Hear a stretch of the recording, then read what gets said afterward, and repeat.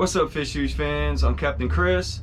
Thank you for joining us on the FishHuge YouTube channel, where I show you how we fish huge. And today I'm going to be talking about how we catch those huge mangrove snappers, those 18 to 25 inchers. They're really particular. If you've ever chummed up mangrove snappers and you've dropped down your bait and you notice they look at your bait and then swim away from it and go after everything else, well, that's because it looks wrong to them. They don't want it. They don't like the way it looks. And a lot of times line size plays a huge part in it. What I'm talking about here is going offshore. I'm catching these mangroves anywhere from 35 feet of water just outside the bay, anywhere, you know, north of John's Pass all the way down to south of Anna Maria Island. There's tons of mangrove snapper spots. When you find a spot you know that's producing some smaller ones, you catch some smaller ones. A lot of times if you reduce the line size, put a really long leader on, a little bit smaller jig heads or weight, maybe some smaller hooks, you'll start hooking into those bigger ones. So in this video we're catching these fish at around 98 feet of water on a pretty good ledge I found on my Navionics. And these fish, they seem to want to bite better at night. So when I'm out fishing offshore, after we've gotten done fishing for the day, on my way back in, I'll stop at the shallower water and hit this ledge and hook into some of these huge mangrove snappers.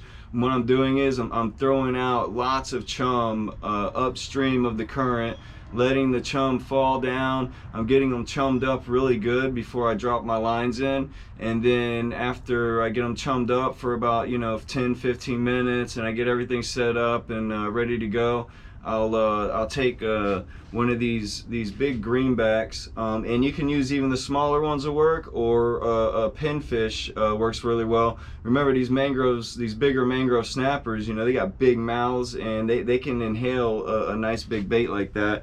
And then I'm taking anywhere from a 1/2 ounce to an 1/8 ounce jig head is where you want to be at, and you want to get the beefiest hook you can find for these smaller jig heads. You're going to need that because they're really strong fish. And I have fluorocarbon line. I like fluorocarbon. Some people says it doesn't matter, monofluoral, but for me, fluorocarbon 20-pound test, a 30-pound test seems to be money out there for these bigger ones. And I'm taking this greenback and I'm going to slide it in. I'm going to get it up under the scales first, so that I'm not pushing the scales through them, and then I'm going to hook them in just like that, right above that pectoral fin there, and then that's going to cause him to want to wade downward. So you see that angle? He's going to want to go down at that angle. And then if it makes it to the bottom, most of the time it doesn't make it to the bottom, but if it makes it to the bottom, this is going to be sitting down on the bottom, and he's going to be sitting there kicking, trying to swim up, and he's stirring up the sand. And that's going to cause a lot of commotion at the bottom, and that really attracts the snapper. When they see all that sand being kicked up, it attracts a lot of fish, quite honestly. They like that sand being kicked up, and he's sitting there struggling.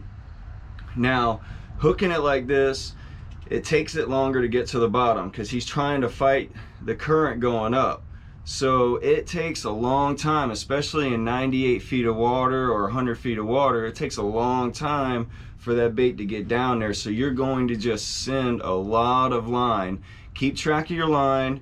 Make sure you don't send out too much, because you don't want to hit bottom and then just have a big loop in your line and the fish is down there eating your bait up. So you want to keep track of where you're at, and just enough to where it's free falling.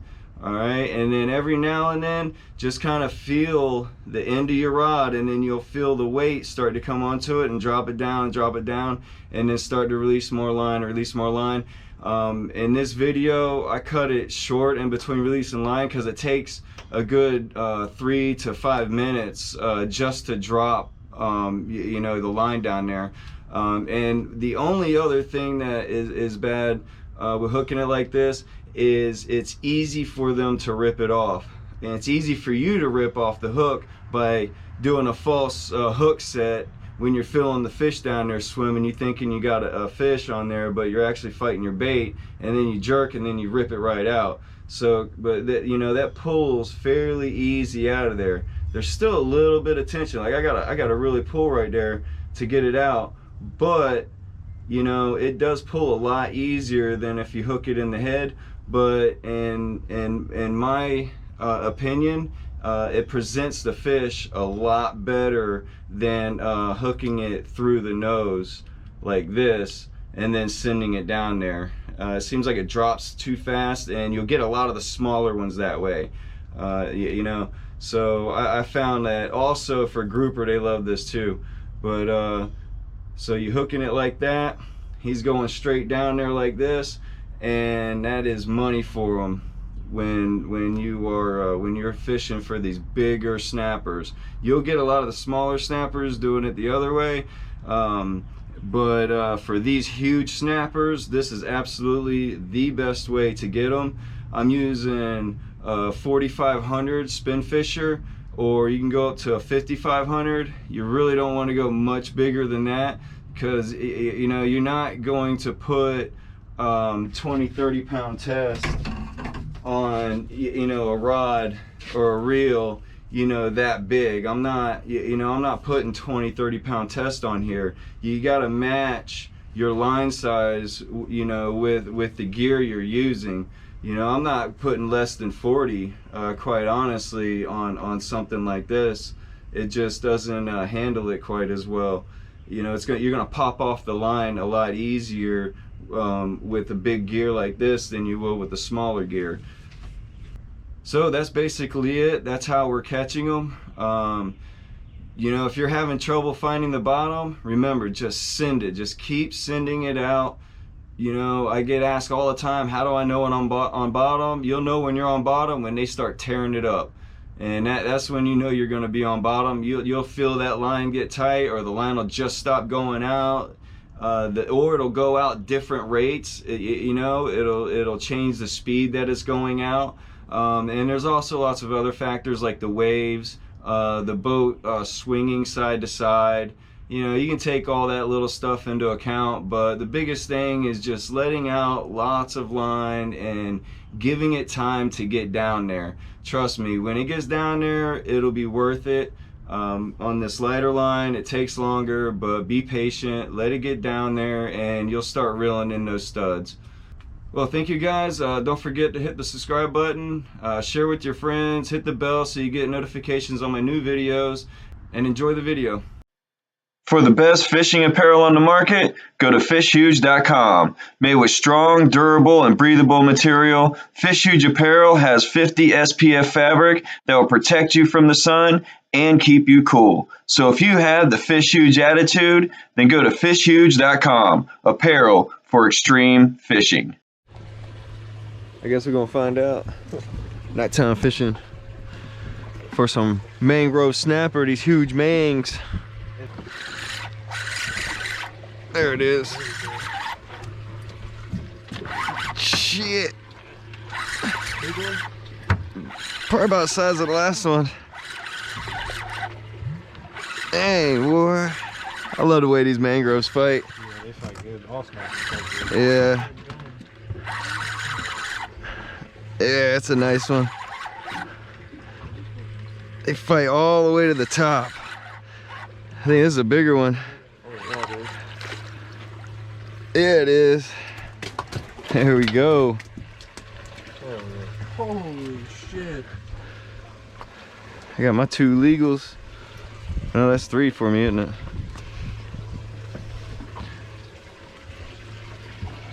Yeah, right there. Look at the size of that sucker. How we get him.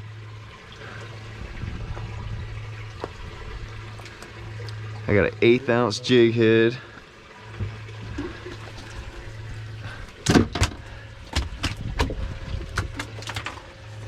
Eighth ounce jig head, free line them down. That's how you do it.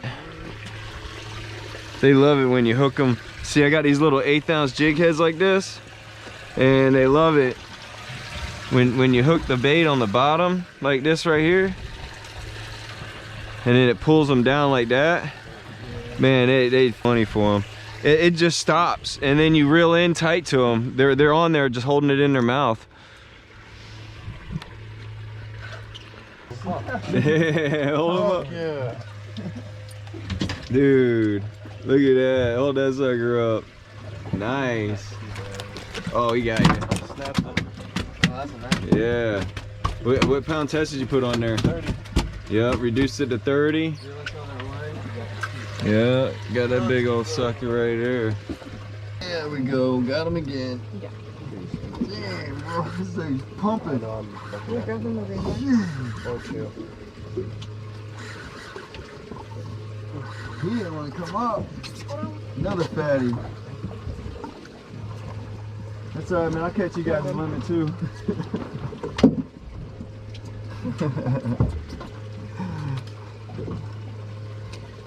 Listen, I'm a master at these mangroves, bro. I've been 5 mangroves, right? for You years. and him, you can keep 10, so. Look at that right there. Got him. That's crazy. That's a nice one, huh? That's crazy. Let me see him. One after another. Oh. That was like Cubera, bro. Almost, doesn't it? So they can keep 10. That's how we do it right there, baby. Can you see it? Mm-hmm. Caden got this one, I got the bigger one. But this is what we get out here. Using an 1/8 ounce jig head, 20 to 30 pound test line. You need really long leader, live greenbacks, chum it up with some cut bait. Send this down there and send that 1/8 ounce jig down there, and that's what you're gonna get. That's it.